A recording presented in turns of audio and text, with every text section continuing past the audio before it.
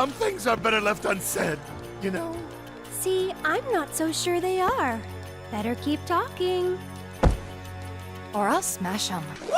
Final Fantasy VII is literally everywhere, and it seems to be getting even more popular with time. Heck, FF7 has become so popular it's reached the sphere of politics, ascending gamers to the highest level of individuals in society. And man, it really made some great points about politics. Now, this entry in the series is a holy grail for the gaming community, literally being a centerpiece in millions of people's childhoods. Obviously, Square Enix understands how massive a title it still is, and over the last 27 years, they've been spewing out anything FF7 related. Prequels, sequels, spin-offs, remakes to prequels, fucking bootleg Fortnite. They pump this shit out at an alarming rate, and yet we still pay for it. Before I actually played it, FF7 was a game I had seen in a lot of places, and I didn't particularly get the hype. At that point, I'd only played bits of the first Final Fantasy on the PSP, but 7 just had a different aura around it. The fanbase was both extremely loyal, yet frightening. The lighter side always had fun discussions, made cool fan arts, and did some goofy challenges. The darker side was frankly terrifying, anything from what happened with the infamous Final Fantasy house to the hordes of fans that viciously attack anyone who shits on the game. I like to call this group the Scaries. But that got me thinking, all these diehard fans, the multimedia productions, the millions of copies sold, it made me wonder one question: what's the big deal? So I had to answer that question. When I finally took the plunge at the start of lockdown, I realized just how wrong I was about this game. It's a charming experience which tells an extremely human story that was way ahead of its time. To this day, FF7 remains one of the most impactful and special games I've ever played. Now that I've replayed the original and the remake a few times over, I can say for certain this game is special, like really special.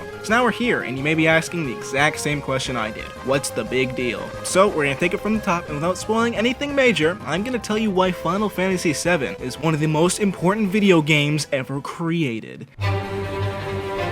Okay, before we get into it, some of you are likely Final Fantasy versions. Not that that's a bad thing, just a fact, so we gotta quickly establish some base fundamentals going in. Don't worry, there are only like 2. Number 1, what the heck is Final Fantasy? Okay, so allow me to serenade you. The Final Fantasy franchise is one of the godfathers of the JRPG, pioneering / popularizing the idea of turn-based combat in video games, which they later dropped in Final Fantasy XI, but you don't need to worry about that. Basically, the games are like magic guys and fight guys, team stop bad guys to make the world go boom. A gross oversimplification, I know, but that's the general premise. Number 2, the numbers in each title are misleading. Newcomers to the series sometimes get confused by those numbers, but the games are, for the most part, their own. You can play Final Fantasy IX first or 16. It really doesn't matter. If you squint your eyes real hard and put on your theorist detective caps, you can connect the games. But don't. They're each their own things, and Final Fantasy VII is a perfect place to start, original or remake. Okay, with that out of the way, let's quickly run down what's going on in this game. Wabam! You're thrust into this futuristic magic fantasy world of 2007. You play as the sassiest man alive, Cloud Strife. He's a mysterious mercenary and former ace soldier who is now hired by the eco-terrorist group Avalanche. Cloud and crew venture off to take down the resource-harvesting corrupt government called Shinra. Through their infiltration of Shinra, they begin to realize far bigger powers are at play, and as a result of the government's actions, the world is in great danger. This band of misfits now have to venture far and wide for the safety of the world, and as the story progresses further, things start to unwind more, including Cloud's mysterious past. Now, when you think of the title Final Fantasy, this type of story may not be the one that would first come to mind, and that's kind of the point. This game was all about its differences, and those new aspects sold this game a lot. For those sales, it came down to 3 major factors. Number 1, this one's pretty big. This was the first Final Fantasy game to be released in 3D, which meant a lot of pressure. The big boom of franchises hitting 3D in the 90s opened up the market of video games to a ton of new audiences. So with that spike in interest, Squaresoft knew things needed to be big. But they were ready for this, and they had such great ambitions for the game that they literally said peace out to the N64 and Nintendo, who of which they had a deal with at the time, cutting off all relations for years until each company was under new ownership. So Final Fantasy took its talents to the PlayStation, which gave Square the perfect opportunity to hone in on the game's visuals and storytelling mechanics. The PlayStation had higher storage capabilities thanks to the fact that it used CDs over cartridges. This meant that FF7 could tap into pre-rendered CGI cutscenes. Massive cutscenes. No, like actually, the cutscenes took up so much space they needed to spread the game over 3 discs. This was a major factor in selling the game. In fact, most of the trailers showcased these CGI scenes with awesome looking characters. It may have been possibly insincere to advertise those considering the overworld sprites look like misshapen Duplo blocks, but it still worked in getting people on board for the game. And on that point of the game's looks, that leads into the next major factor that helped to sell this game, that being the overall aesthetic. First impressions are a really important factor in selling people on your product. Seeing a movie poster, a book cover, heck, even this video's thumbnail, all of them had a sort of initial intrigue. This game from the get-go looked cool, and really nothing like any of the other Final Fantasies before it. From the cover alone, we see some guy with a giant-ass sword standing in front of this huge industrial building.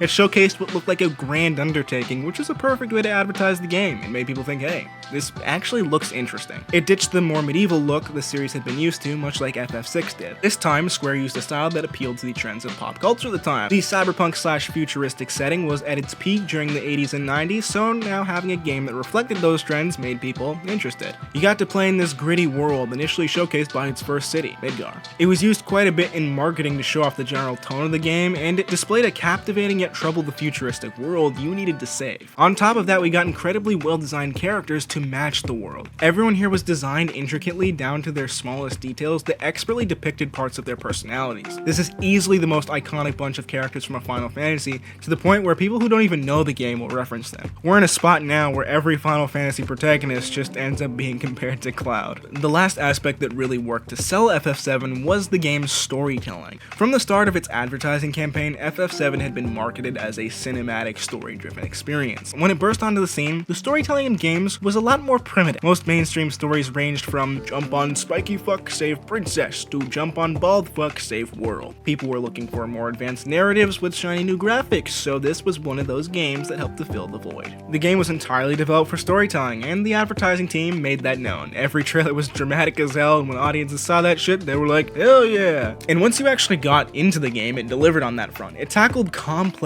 and realistic problems that video games didn't typically go into. Concepts of environmental crises, societal corruption, unnecessary war, the prices of rebellion, the impacts of mental health. This game took on a lot of moving pieces, but it managed to work. It all came together in this edgy yet wacky world that felt surprisingly real. Even though there are all these moving pieces, the storytelling in this game always manages to keep you engaged. You start off with a pretty basic premise: bad government hurt planet and we gotta stop because it's the right thing to do. But it manages to build on that with an abundance of layers that keep you on the edge of your seat. Each part of the game keeps adding additional surprises or plot twists that get you invested in what's happening. Honestly, this game has some pretty insane twists. Like, there are moments where I remember audibly gasping, which I don't usually do on video games. It was completely unafraid to tell its story, no matter how chaotic it may be at times.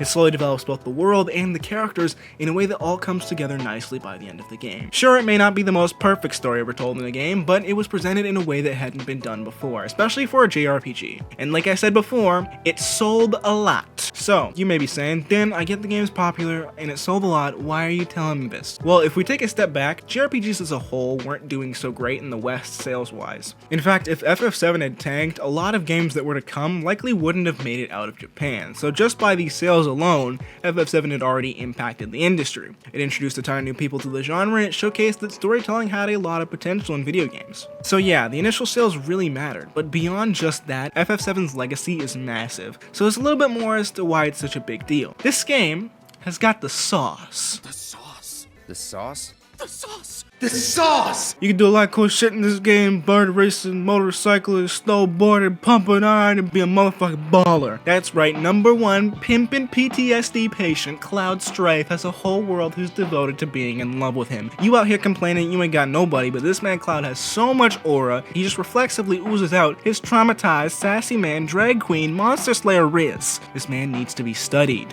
Honestly, the romance in Final Fantasy VII is one of the most iconic parts of the game. Funny enough, this was actually one of the first times in video games where there was a romance feature. You can basically go on a date with any of the initial main characters from the crew, and yes, you can even go on a date with Baron. There's actually an achievement for that. So much of this game's charm comes from that additional content. Even though it may have its rough, dark fantasy exterior, there's still those traditional JRPG elements at their best here. Content can range from things that really benefit the story and further develop certain characters to just the silly stuff that can land you a cool reward. While this content may not be perfect, they do add to the game's immersion. immersion, and that's really part of what makes up the sauce. Beyond just a pretty exterior, this game is packed with substance, and the world was crafted with a lot of care. In the whole of FF7's legacy, these fun moments and quirks really help the game to be memorable. But above all else, the most important part for FF7's lasting legacy and what completes the sauce came from the characters. Okay, I did this with the One Piece video and managed to fuck it up. This time, let's get it right.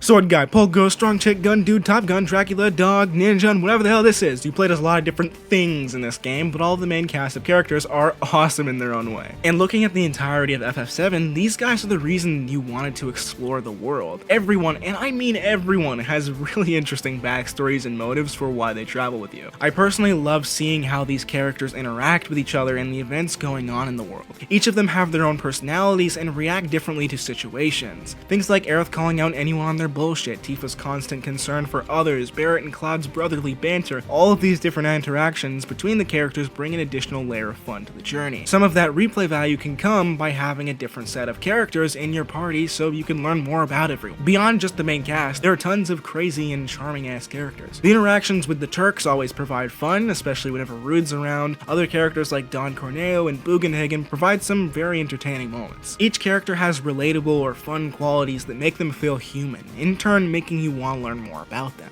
And that's most prominent in our main boy Cloud. Now, even though Cloud is this super-powered sword-wielding badass, he has problems beyond just his physical battles. FF7 was one of the first games to have a protagonist dealing with their own mental battle. This is treading on major spoilers, so I'm not going to get too into it, but Cloud goes through a lot in his life. He experiences a boatload of grief, trauma, and anxiety that weigh a heavy toll on him. Early in the game, you notice that there are gaps in his memories, things that he can't talk about. Despite his rough exterior, he's actually a normal human being, with dreams and fears like anyone else. The big reveal of Cloud's mysterious backstory really hit home for a lot of people. Cloud's feelings of inferiority to Sephiroth is a very important part of his journey. Sephiroth stood as someone Cloud would constantly compare himself to, and his whole character arc is really about becoming a hero that's true to him, despite any of his flaws. That final message that Cloud's story leaves has been one of the most profound I've experienced in a video game. I think for anyone who's a fan of storytelling in games, this one is a must experience. And I do want to quickly talk about Mr. Long Sword Guy. Sephiroth is probably one of the most intimidating and menacing villains in a video game, yet you still want to learn more about him. Even though he may be this catalyst of evil and destruction, he still has those moments where you can see that human side of him. Sephiroth isn't perfect either, but he reacts to his imperfection and emotional struggles differently. He's a perfect dichotomy to Cloud from their personalities down to their aesthetic, and that dynamic between the two of them has become so iconic, where we'll see it in media beyond just FF7. All of the characters and their stories left significant impacts on people globally. The amount of humanity that each character embodies and their relatable struggles really defined what this game represented. A complex world dealing with an abundance of problems, in the middle of it all, just some people trying to navigate through the chaos. A realistic struggle told in a charming ass world, and that realism worked to solidify FF7's legacy. But we can't go ending the video right there, because there's still one thing we haven't addressed. Why it's still a big deal. This one title has become so popular it essentially is a franchise within a franchise. There's a movie, an anime, and Cloud will even appear in other games. FF7 leaves behind a gargantuan multimedia legacy that most people have at least heard of, and it's one of those games where people can see that legacy and think, hey, I want to play this. And they actually can. One part of why FF7 has been able to remain in the public eye is because it isn't being gatekept for some dumbass reason. Some companies are still stuck in prehistoric Ooga Booga times where they refuse to remake or redistribute their games for mainline consoles. Oh, and if you want to buy the physical game, have fun spending $100. The original FF7 is on like everything. If you want a console, you can play it. If you want a computer, you can play it. And it's not an absurd price. Square Enix has made this game accessible, which has been a very key factor and it's still being talked about. The franchise has been able to adapt to the times to sustain the game and its legacy, which is most evident with the remix. Thanks to the remix, FF7's popularity has once again skyrocketed. The original was literally a holy artifact in gaming, and now having a new version of that with modern elements makes people want to play it. Anyone who missed when it came out originally can experience it now with all of its magic. While these games may have been slightly Nomura-fied, it still managed to hit those key story beats and enhance parts where the original was lacking. Since the remakes are only limited to one disc, you get a lot more time to spend with each character, and considering how important they are to the game, this is actually a good thing. The other characters in Avalanche specifically get a lot of love, and it helps the overall weight of the story. As much as some may criticize the remake, just about anyone can pick it up. It makes it extremely easy to get into the franchise, and those who really enjoy it can go back to the original. That accessibility to the franchise and the adaptability to the modern gaming world has worked to keep FF7 in the spotlight. At the end of it all, this game is a big deal for a lot of reasons. For one, it brought a global set of eyes to what is now one of the most popular genres in gaming, but looking at the series as a whole, the biggest reason for this game being so important is because it helped push the idea of what a video game could be. The game provides one of the most pure experiences of storytelling, engulfing people in this world completely different than our own, yet still feeling real. We became attached to these characters and the events happening around them. Like I said before, it was completely unafraid to tell its story, and it left us with some of the most unforgettable moments in gaming. This game shows us what it takes to be a hero, the struggles of ambition, the importance of friendship, and how to accept yourself. Final Fantasy VII tells a timeless story of a human struggle that any audience can resonate with. And thanks to the versatility of the franchise, it will continue to do so in the future. So yeah, go play this game. Original, remake, modded, whatever, because I promise you, it'll be worth your while. Wait, there's a question I didn't answer? Cloud. It's Cloud. Okay, bye.